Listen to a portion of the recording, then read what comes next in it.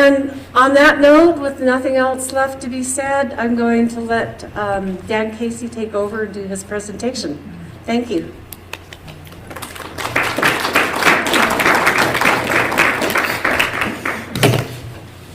Hey everybody, thanks for coming out. Oh, wait, it's Dan. All right, everyone can hear me? I'm going to talk about a trip that Susanna and I took just exactly almost a year ago. We left on New Year's Eve of last year to Victoria, Australia.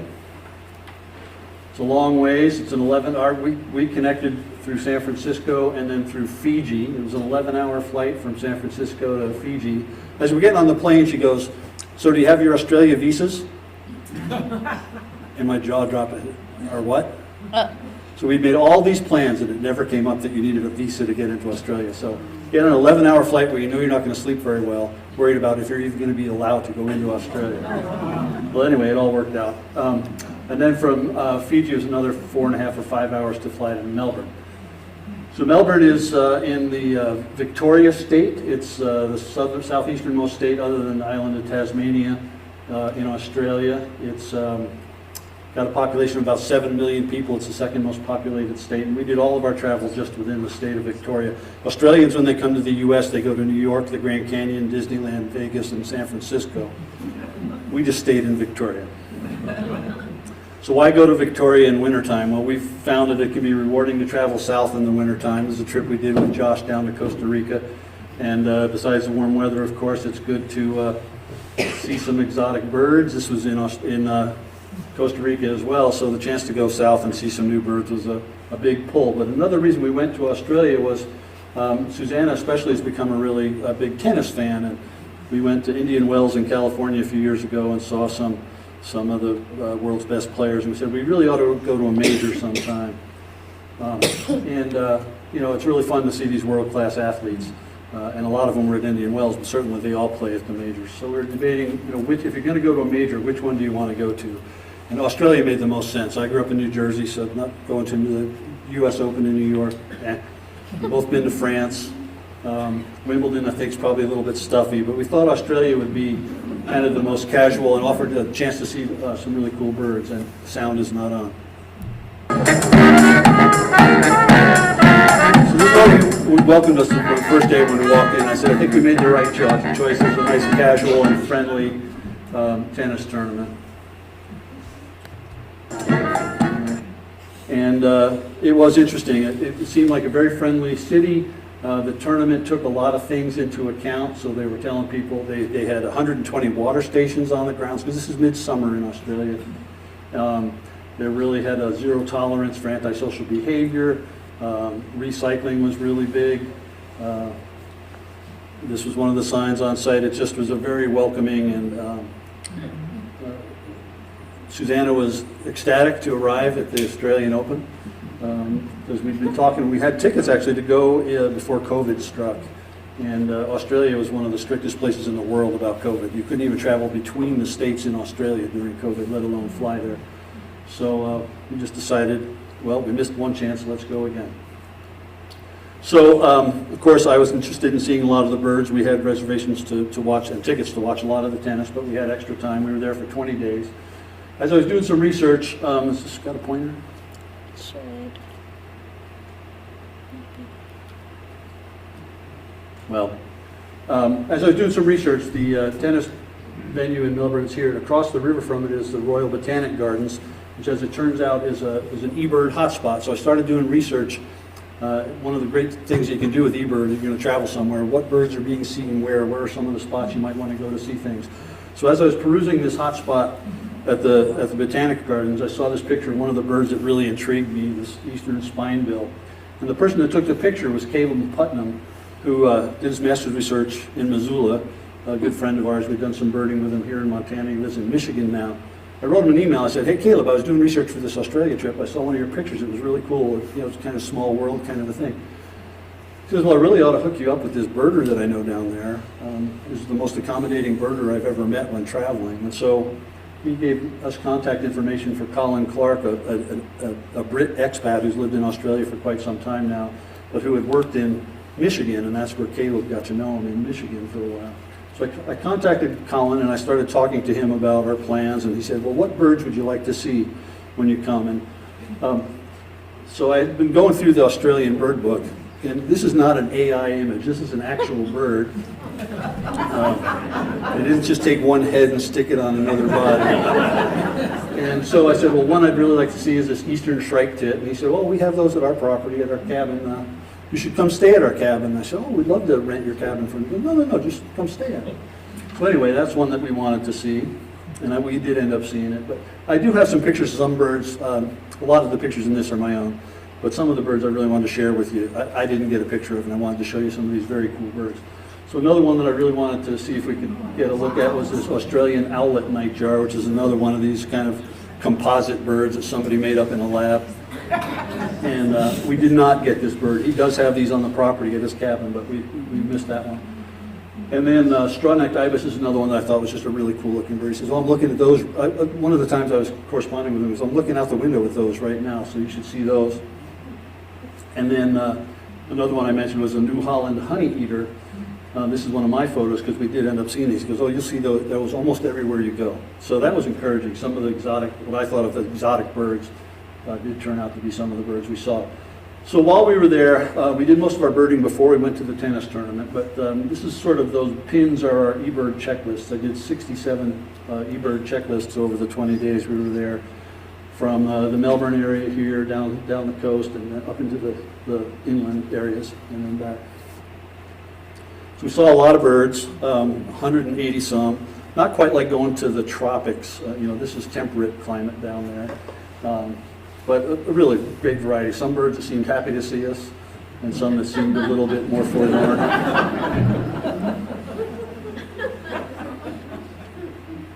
So one of the cool things there about Australia is it's got a lot of parrots. So I think there's 56 species of parrots in Australia, 32 of them in Victoria State. And we saw 13 species overall, and I got a few more pictures of some of the parrots. But that was one of the big attractions for sure. There's some rainbow lorikeets. These are actually one of the most common birds in the city of Melbourne.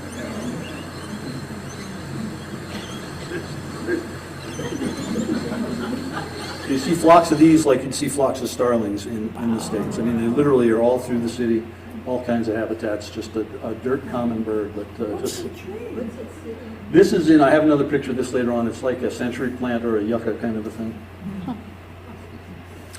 They also have, I think, 72 species of honey eaters, which is the majority of the world's species of honey eaters are in Australia. These are two of the ones I most wanted to see, and I ended up getting good photos of both of them. The New Holland that I mentioned earlier, and then that spinebill, which was the one that I'd seen the picture by Caleb before we even left. So the honey eaters fill a niche kind of like hummingbirds in the Americas or sunbirds in Africa. So they're nectar eaters, as you might expect with the name, like honey eaters. The one on the left there, the red wattlebird, is a pretty big one. That's almost like thrasher sized. You can see it working over the flowers there. And then this little wattlebird is more like maybe the size of a Townsend solitaire or so. And those other ones are smaller. They're like a finch sized bird.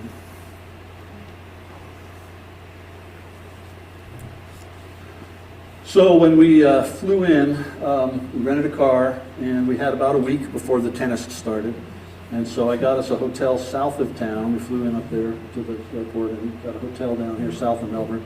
And right away on the hotel grounds, one of the most common birds there, and this is everywhere you go, it's like seeing a black-capped chickadee here, was the superb fairy wrens.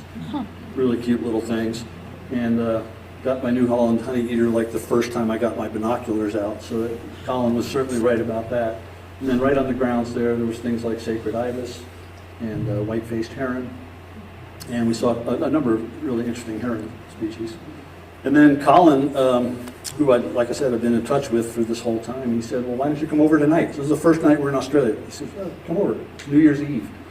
So we went to his house, and he lives right near this hot spot, this big Truganina swamp, it's called. And she took a little bird walk with him that night, and we went out to dinner, and it was just so welcoming. I mean, here we just arrived, and we have this friend right off the bat. So we walked out to that swamp.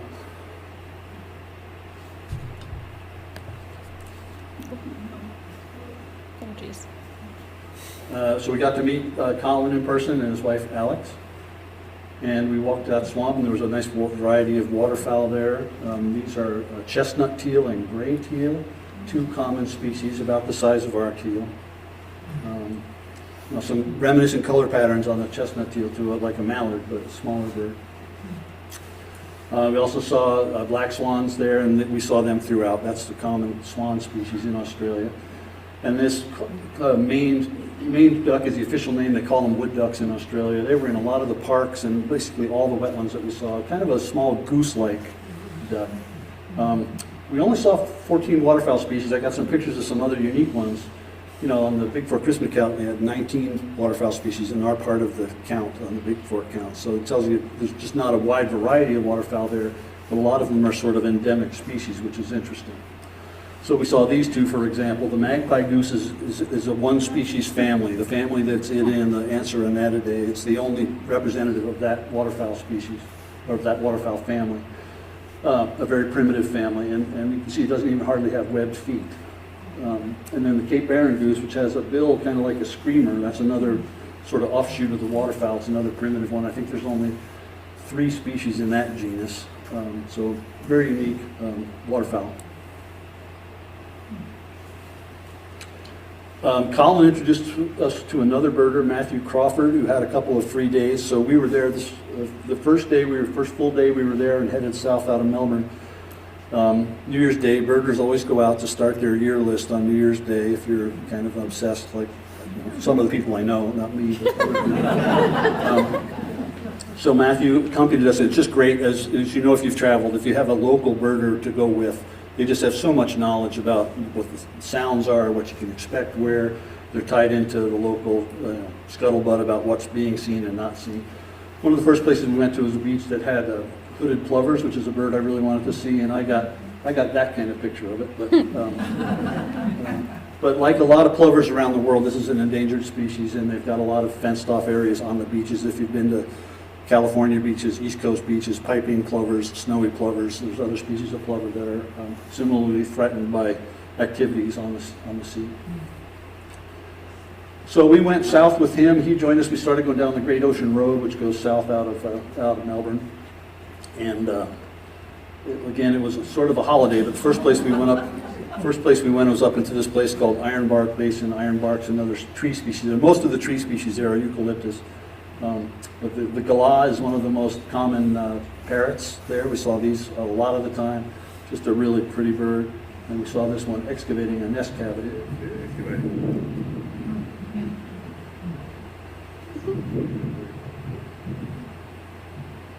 This is a mid-sized parrot. It's probably, not this big. It's a pretty good-sized bird. Not as big as the cockatoo, but.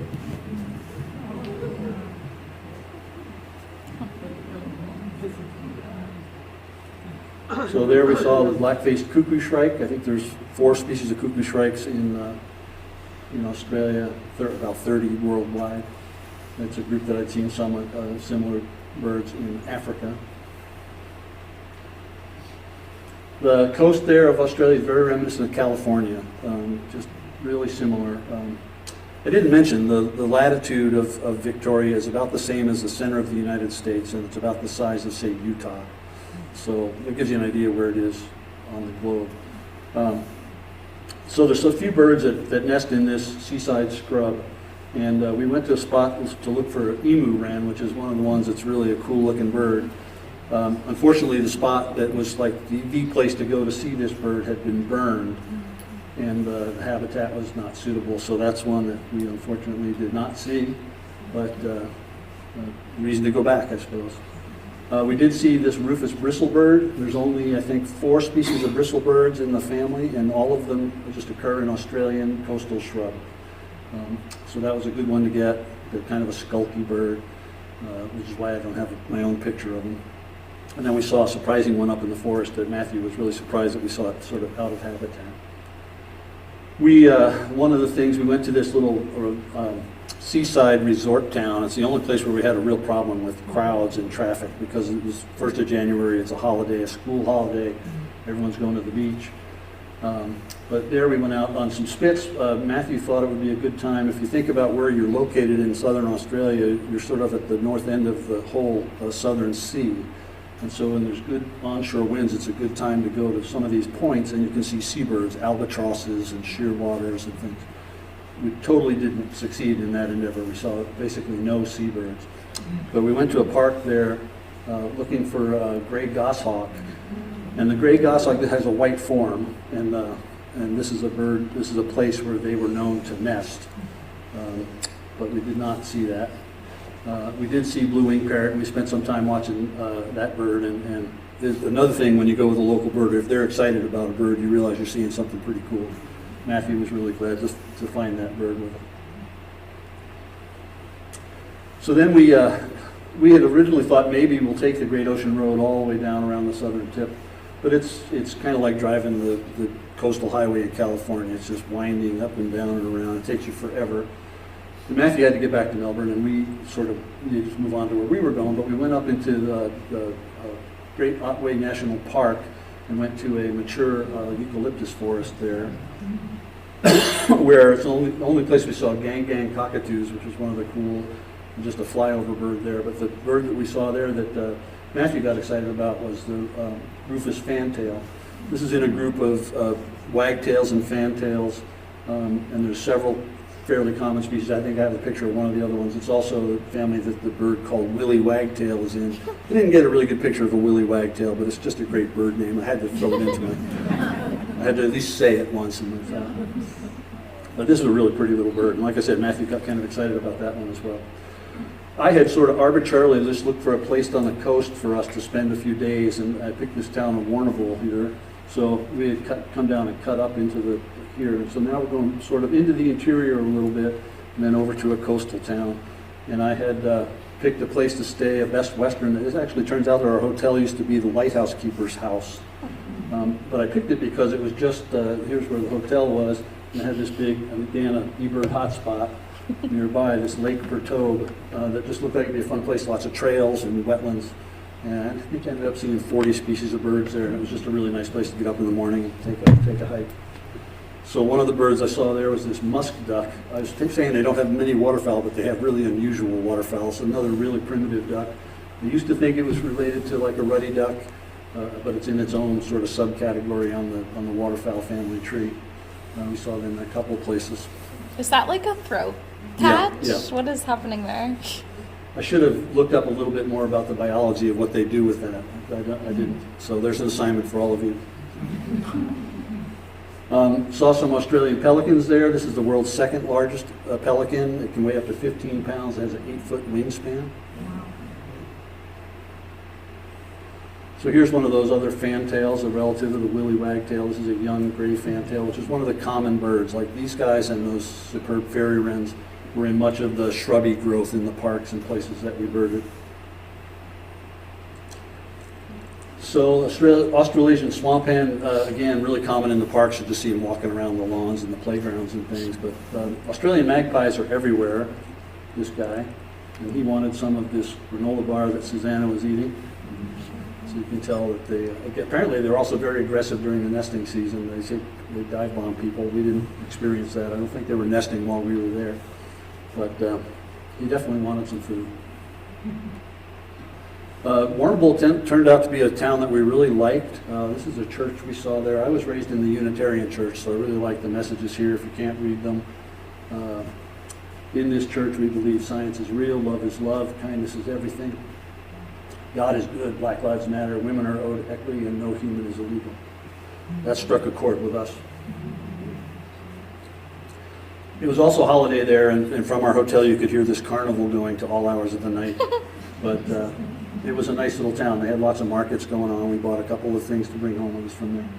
So Warrnambool sat on a part of the coast here that had several different hotspots along the coast, and then there was a point here that looked intriguing, and this Tower Hill Wildlife Reserve, the places that we wanted to investigate while we were there. So we went to this Point Ferry, this Griffiths Island, and did a hike around this island. It's a major nesting place for short-tailed shearwaters, and one of the reasons it says dogs are prohibited is they're still using poison there to control rats. Oh. Apparently, this is one of the places, a couple places we were where there's an evening fly-in of birds that we missed. We just we're old people. We didn't stay up late very often. I'll get back to that a little later. So we didn't see the shearwaters. They were out to sea when we were there. But it was a beautiful spot. Really nice little estuary there. The sea was a gorgeous color. There was a lot of shorebirds there. We saw a couple species of oyster catchers there. The pied and the sooty, very similar to our American oyster catcher and black oyster catcher in our country.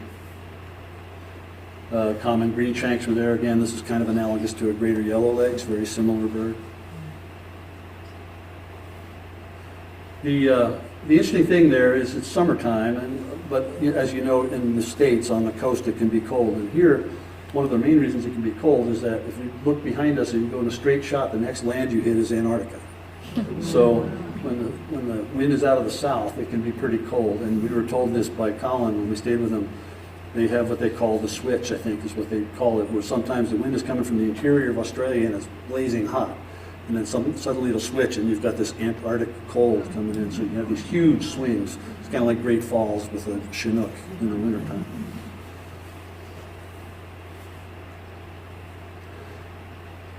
If you know me, you know I wanted to see gulls, and this particular species of gull I thought was just outrageous. He looks like he's a hybrid with a puffin with that bill he's got. Again, there's my picture of a Pacific gull. Only 5 species of gulls have been seen in Victoria. You'd think here's this island, right, and there's all this water. There's just not a lot of gulls there. One of those 5 is Franklin's gull, which is, was a vagrant. So really only 4 that were expected. We saw 3 species of gulls ourselves, including the silver gull, this is kind of the equivalent of a ring-billed gull. This is the parking lot gull of Victoria. They're pretty much everywhere, but really handsome little gull. So when we left the coast, after a couple days there, we stopped at this Tower Hill Wildlife Preserve, and it was called a Mar volcano. It's a shallow caldera caused by the interaction between lava and water. It's a particular kind of volcano, and it's a renowned place for emus and for these guys. Wow. So we did not see emus, which you'd think you'd see them. What you hear on the background here is a magpie. We're going to hear that again in a moment. But we did see these guys. They call them drop bears. That's the joke in Australia. They tell the tourists they're drop bears. Careful, they'll drop on you and attack you. This is pretty much the demeanor that we saw in the koalas that we saw. We did unfortunately see the first koalas we saw were roadkill animals, which was really unfortunate, but it was really great to see those.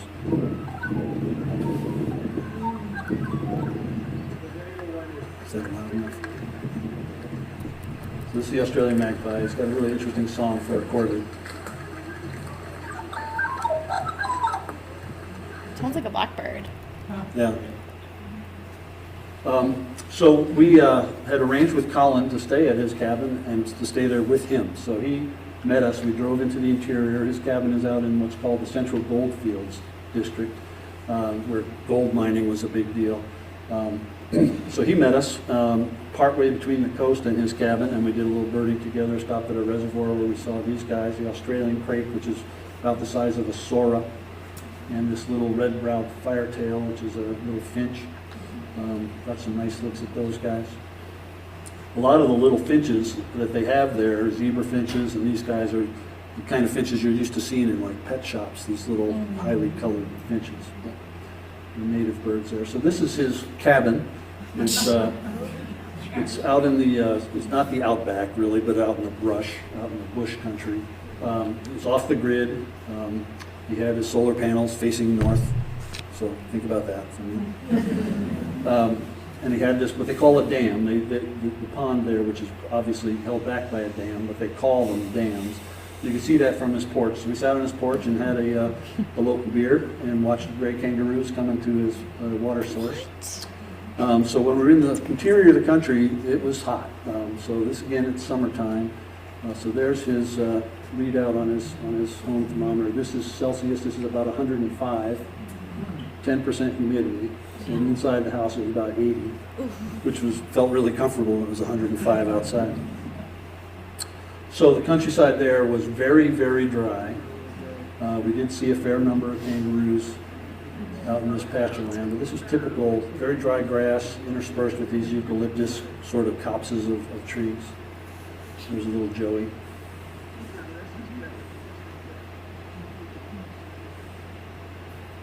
Managed not to hit one with the car. So out in that open country, Colin and I struck out in the mornings a couple times. Susanna relaxed at the cabin. And out in the grassland country, they had some analogous birds to what we have in sort of the open country here, the Australian pipit, brown songlark, kind of in the habits like we would have a horned lark. A couple more with common whiteface, kind of a unique little group of birds. And then singing bush lark, which is reminiscent of our grasshopper sparrow, a little compact grassland bird. So we hit a variety of habitats, but we targeted a couple of these sort of island mountain ranges. So this is Mount Kerong Conservation Park. It's a public area. You can camp there. There's hiking trails. There's a sort of a four-wheel drive road that goes away around. That was our eBird track when I went out there with Colin. So we went there to target certain birds. It was very much kind of like desert southwest here, a granite outcrop, boulders and brushy, kind of like creosote brush or mesquite, kind of like we have here.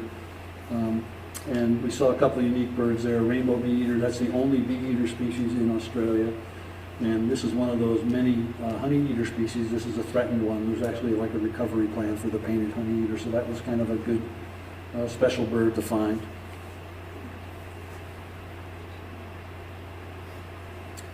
One of the groups of birds I like the most is the kingfishers, and one of the things that we went chasing there is there had been a report of a red-backed kingfisher, and without knowing where at Mount Kerong it was, we happened to find it, which was really nice. This is one of my favorite birds and the favorite pictures of the trip. So this is kind of like a mini kookaburra. So if you don't know kingfishers very well, you know, our kingfishers are aquatic birds, but throughout much of the world there are terrestrial kingfishers. They feed on lizards and insects and small mammals and birds and whatever. So this is one of those sort of terrestrial kingfishers. And Colin is an artist. He's an engineer. He's kind of one of the people I've met who's the most balanced between left brain and right brain. He's in his house. He had all these engineering drawings for the house that he had built.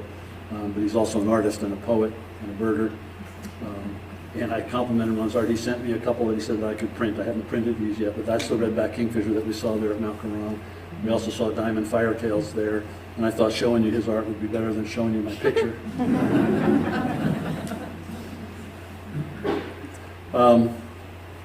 He also had interests beyond birding, which we like to have interests beyond birding. We went out, had a little happy hour at kind of seemed like a very classic Australian bar to go have a beer.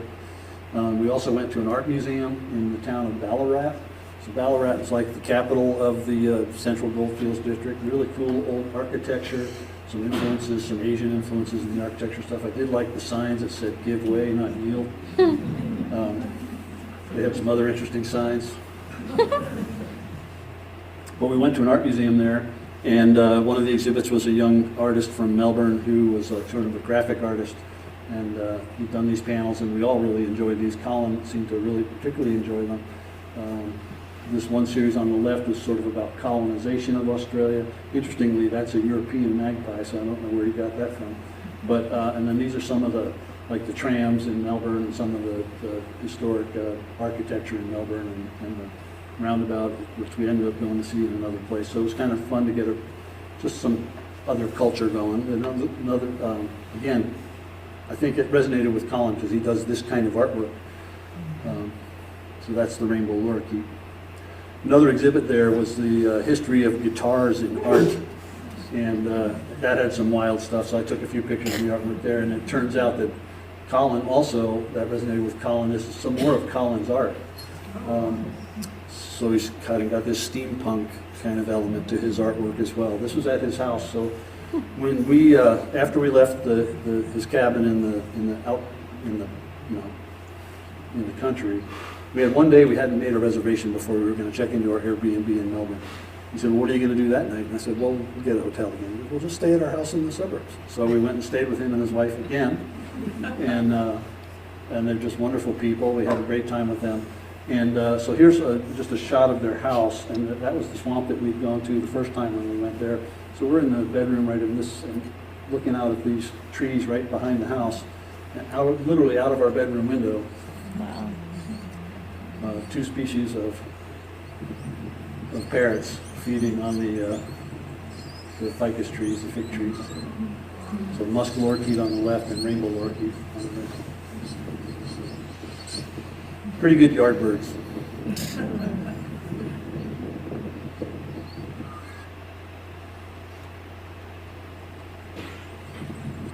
So no birding trip is complete without going to a waste treatment plant. And in Victoria, the best hotspot in the entire state of Victoria is this Western treatment plant.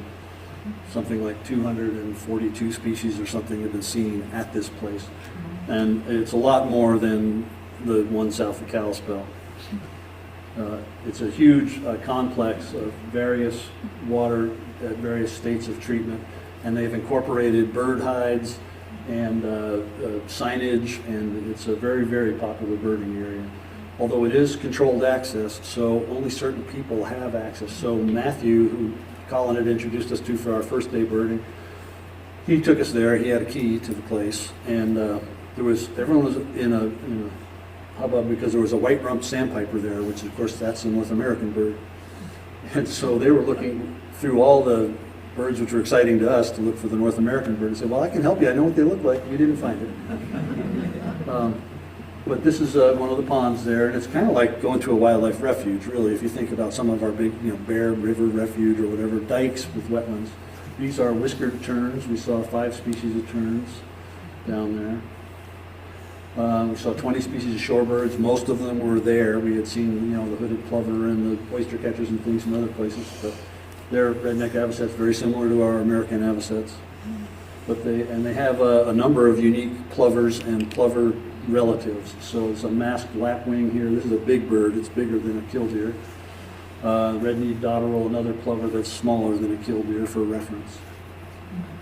So those big, unique shorebirds certainly attracted me. They also had little brown jobbers.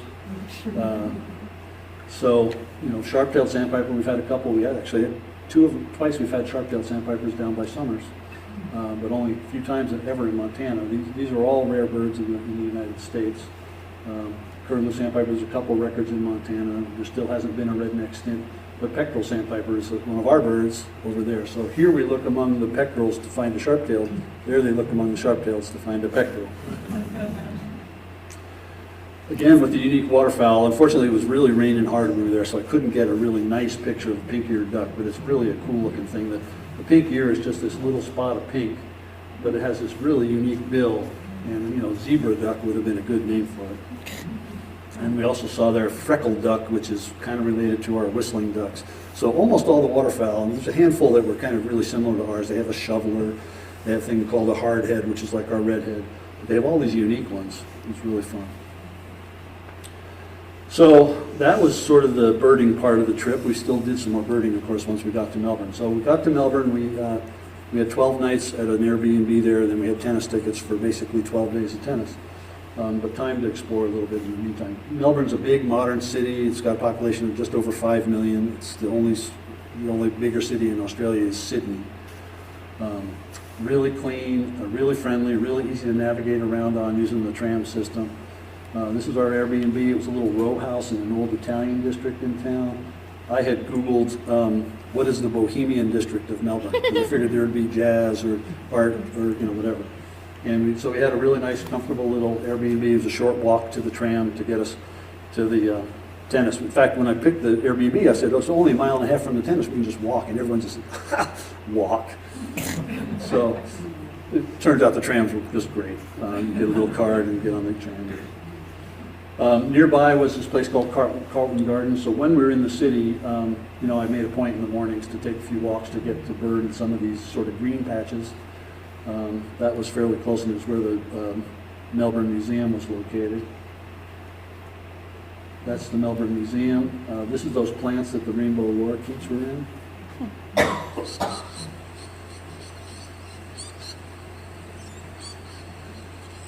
In the best of worlds, we would have explored the Melbourne Museum, but we didn't.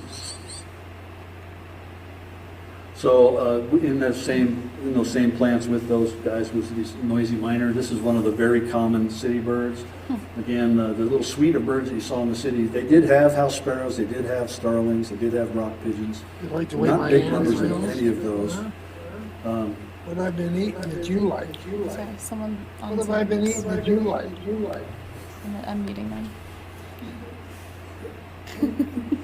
You say, this isn't a video, what's going on? Oh, sorry, that's me. So here's another bird that was really common on the lawns in the cities, the magpie lark. Huh.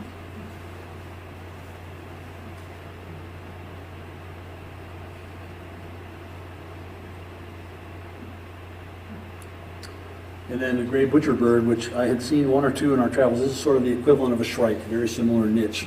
It's not related to the shrike. But we call our shrikes butcher birds as a nickname here. So it's a sort of a predatory songbird, but it's also a mimic, and it has a pretty cool song.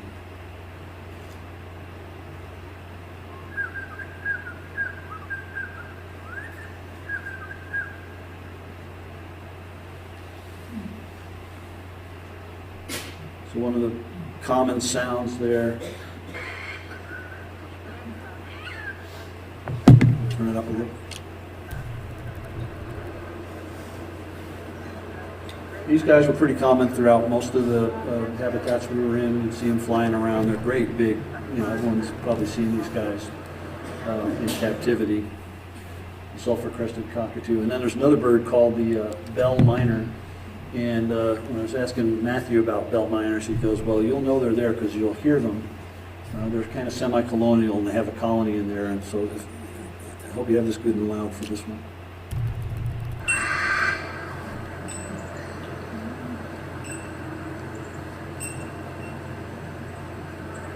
That's their song, that tink, tink, that loud bell, single bell notes.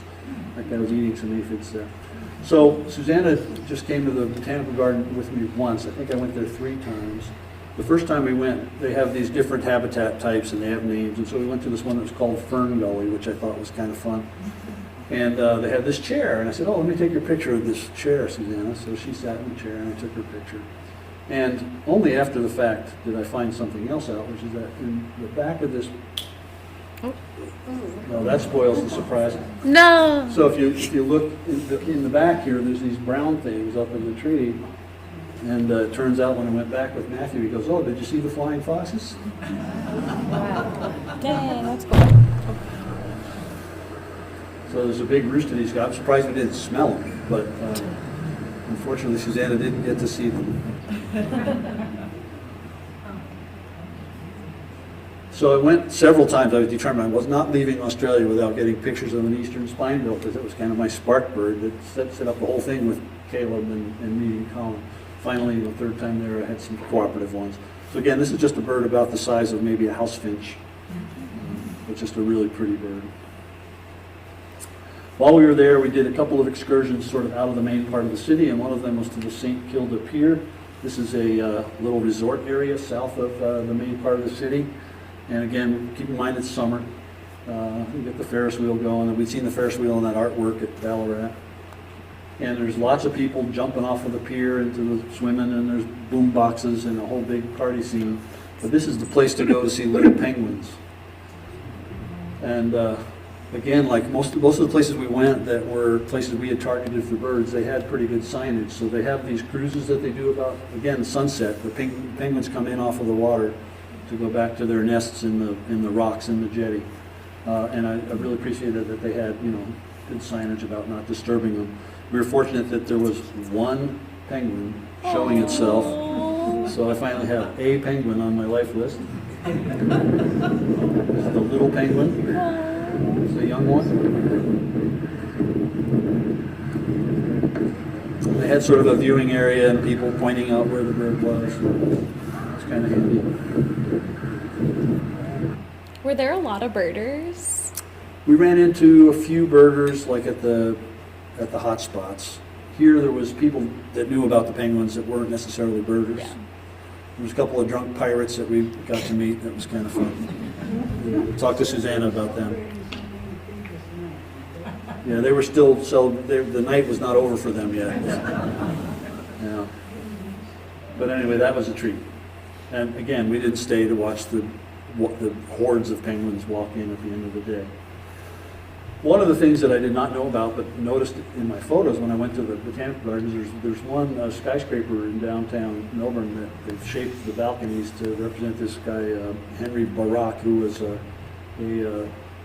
indigenous leader, a big movement in the indigenous rights and land protection movement, and they've honored him by putting his portrait on one of the downtown skyscrapers, which I thought was great. And then I found out there's another skyscraper that was based on the dancers in a Beyonce video.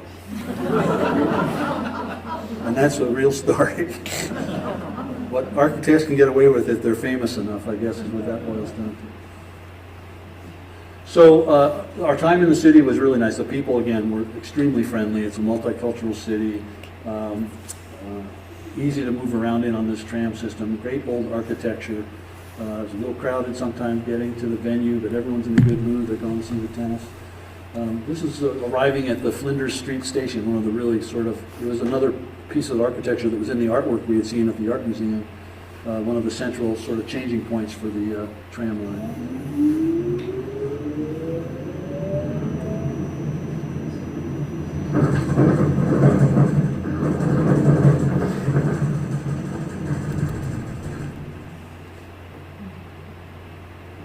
So it's a mix of old and new architecture, like any big city would be, of course. We didn't stay for many night matches. We did go to one night match. It was the only time that we saw unsportsmanlike conduct because there had been a lot of beer involved. This was an American against an Australian. Lots of Aussie, Aussie, Aussie, oi, oi, oi, cheers, and actual booing, the only booing we heard the whole time. But the American did win. And to her credit, at the end, she just thanked everybody for spending the money that they paid to come see her win. But it was fun. That's really one of the only times we did any night entertainment. We had this idea, we're all happy, it's going to be great, we're going to see all this tennis, we're just enthused, we're going to go out and see a jazz club and go out to dinner. And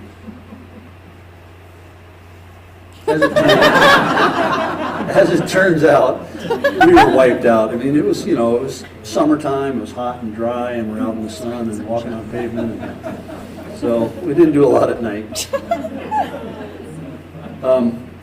We also, there's great museums there, and again, it was tennis, and then it was go eat dinner and relax. But some of the art we saw, live art, was kind of fun. So this is from the tram. This is in front of the Victoria Art Museum on our way to the Royal Botanic Gardens.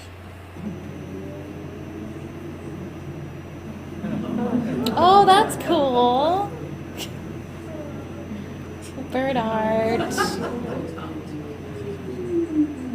Oh my god. And a giant sandworm for extra effect. Sandworm.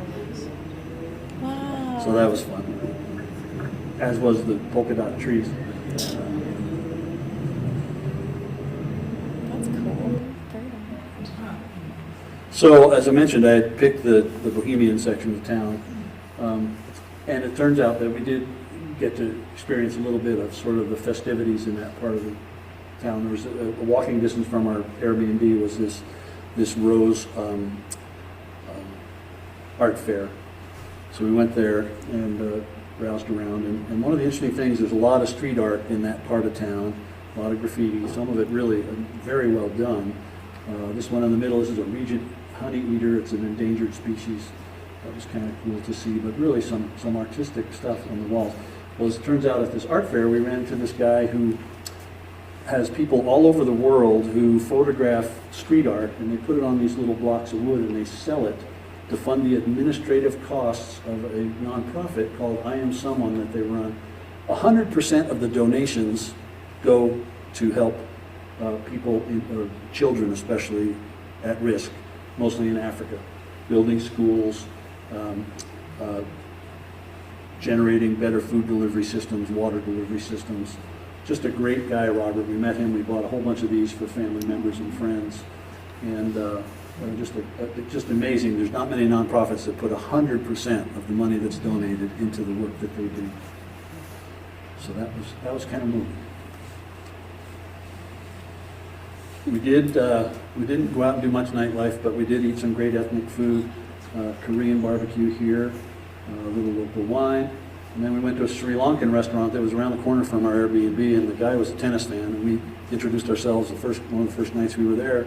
We didn't go eat there until probably more than a week later, and he immediately asked us how the tennis was going. Aw. And then I said, well, what do you recommend? You know, it's the first time I'd ever had Sri Lankan food.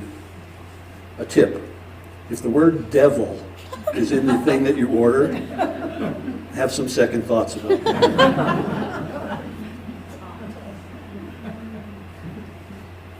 So I also asked Colin about cricket, because cricket's big there, and there's a huge cricket thing right near the tennis venue. He said, well, let's go. Let's go to a cricket match. So we went to the big crosstown rivalry match. There's two big clubs in Melbourne. They're fans, Alex and his wife are fans of the Renegades, one club. And anyway, so this was, we went to a cricket match. This is what the venue was like.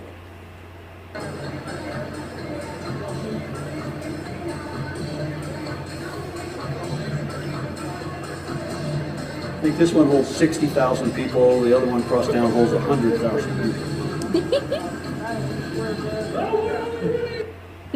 So he explained it all to me, and actually, by the time we'd been there watching this match for a while, I was kind of starting to understand it. But you've all seen probably bits and pieces of cricket. One of the objectives is to hit it past this little ring out here. There's a scoreboard that has a whole bunch of statistics that already don't mean anything to me a year later. But we did see this guy Maxwell. He accounted for 89 runs, which was like a Babe Ruthian sort of an effort. It was fun. It was a lot of fun. Before we left, he said, well, are you going to do any more like out-of-town birding? And I said, well, I hadn't really planned it. He says, well, you really should make a point of going to one of the eastern forests. So all the things that we had done had been west and south of Melbourne. So one of the last days we were there, he took us out to these Dandenong ranges, to this national forest, national park actually. There's a lot of protected land there, and there's basically no hunting. Ecotourism is certainly a big deal there, which was really great. So this place had a reputation. It's a place that they used to let people hand feed the Australian king parrots. They cut off the hand feeding. As we pulled into the parking lot, one was sitting right there in front of the car. We never saw another one, but we did get a look, sort of like this photo. We did have breakfast there, and while we were sitting there, I did get some half-decent photos of crimson rosellas. This is a young one. This is an adult man. Another one of the really common, more common parrots in that part of the. We had a great breakfast there. You can see I was going light. I decided not to. That's awesome. And this picture I just couldn't help it. I thought that Colin was giving a very strong Wallace and Gromit vibe. So one of the things we saw right in the parking lot as we entered this place was this short-beaked echidna, and it was completely oblivious to people. It was just going about its business. Oh my god. What's it after? Ants. It's basically an anteater. So there's only 5 species of monotremes. These are egg-laying mammals. 4 of them are echidnas, and the other is the platypus. Oh. So this guy was a little one. He was probably, much smaller than a porcupine. It was like a soccer ball, maybe. I was really impressed there at this national forest. They had, this thing urging you to listen, to find a place, and let your body relax. Notice the sounds in 6 different directions. Now that your ears are tuned in, notice what you hear, and just sort of guided kind of participation with nature. Really well done. Same thing, paying attention to the birds. So that was a very, very cool thing to see. And this was kind of a magical forest. This was like a Jurassic Park kind of a place. Lots of tree ferns. And this is where one of the birds that we were here for is the superb lyrebird. So do you have that up? Oh, yeah. I got that. There's the link if you don't still have I it. got it. So I don't know if you've ever seen this bit that David Attenborough did about lyrebirds, but I'm compelled to show it to you now.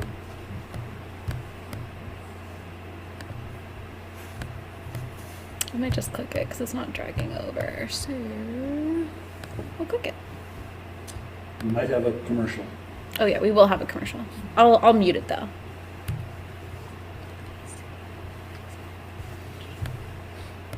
Let's see. This is one part I thought could get a little rocky trying Oh, there we to go. go multitasking here.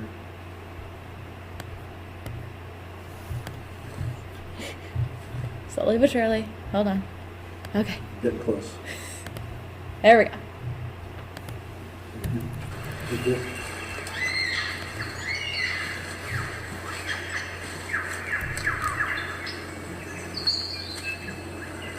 What bird has the most elaborate, the most complex, the most beautiful song in the world? Well, I guess there are lots of contenders, but this bird must be one of them. The superb lyrebird of South Australia.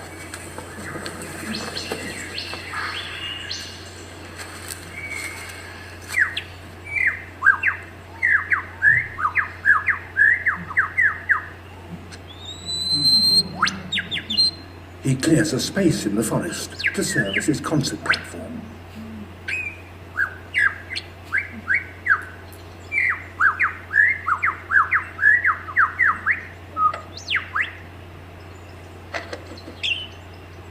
To persuade females to come close and admire his plumes, he sings the most complex song he can manage, and he does that by copying the songs of all the other birds he hears around him, such as the kookaburra.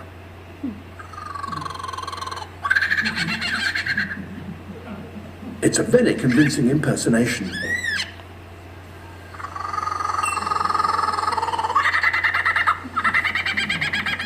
Even the original is fooled.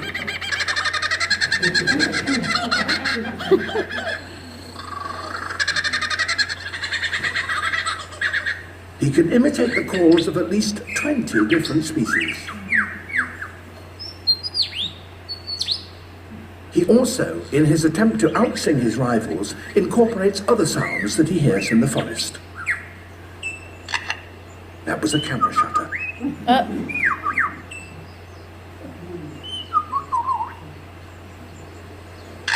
And again. That's crazy. And now a camera with a motor drive.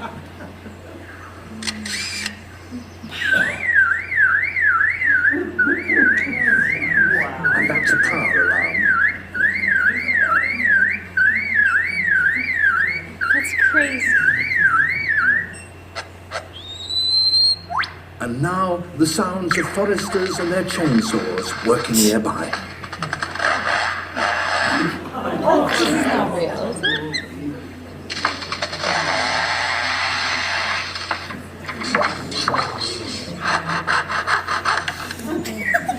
This can't be real.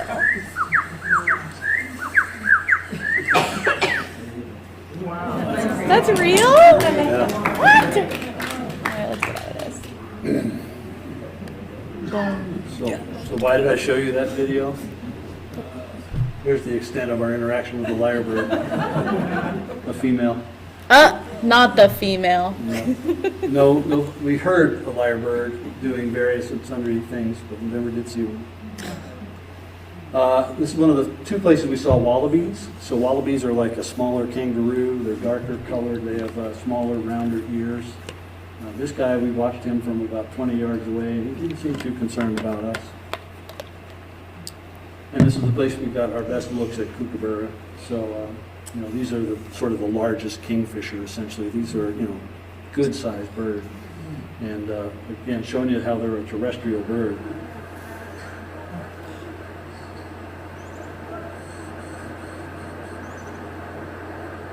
You couldn't have been going for very big prey here. I brought the telescope. So one of the last things on our way back to the city, Colin had gotten, there was a staked out channel-billed cuckoo. This is the largest cuckoo, might be one of the largest cuckoos in the world, certainly the largest one in that part of the world. And it's like a lot of cuckoos, it's a parasitic nester, so it lays its eggs in the nests of other birds. So we were looking for the bird, and Susanna spotted it. It was being fed by a raven. So its surrogate parents were ravens. This is a big, beefy cuckoo.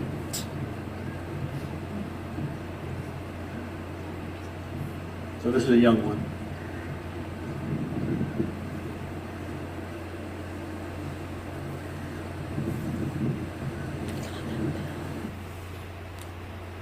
So the last night before we were going to fly out, we got a hotel out near the airport, and I made one last effort to go see a couple more birds and try to get photos of a few more. I went to a little park. Again, these parks around town and often had some nice vegetation and good little wetlands. So my last little outing, I got on the tram and went to this Queens Park and got some pictures of some birds. So this is Pacific black duck, a very common, one of the common waterfowl there, and one of the ones that's most like ours, one of the least unique ones.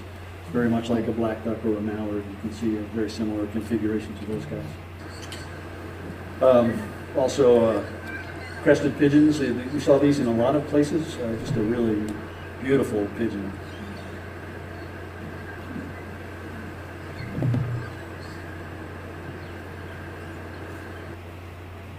And there was a big flock of little corellas there. This is the smiley bird that I had at the beginning of the talk.